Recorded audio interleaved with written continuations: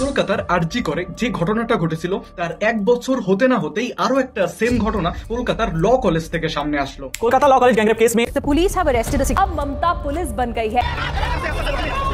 এই কলেজটির নাম হলো কলকাতার কাসবা ল কলেজ। এখানে এখনো পর্যন্ত 4 জন অ্যারেস্ট হয়েছে, যার মধ্যে রয়েছে মেন কালপিট মনোজিৎ মিশ্র, তার 2 সঙ্গী জাইব আহমেদ, প্রতিম মুখোপাধ্যায় এবং গার্ড পিনাকি ব্যানার্জি।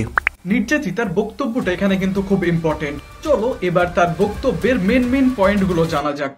মেয়েটি জানায় প্রথমে মনোজিৎ মিশ্র তাকে বিয়ের প্রপোজাল দেয়, বাট সে রিজেক্ট করে বিকজ তার একটা বয়ফ্রেন্ড আছে। এরপর থেকেই তার উপরে জোর জবরদস্তি শুরু হয়।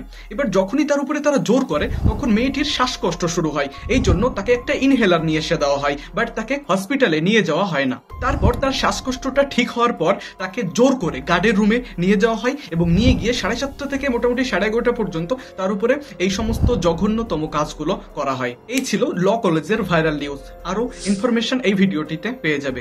এরকমই দেশ বিদেশের প্রত্যেকটা ট্রেন্ডিং ভাইরাল টপিক সবার আগে সহজভাবে বুঝতে আমাদের চ্যানেলটি ফলো করুন।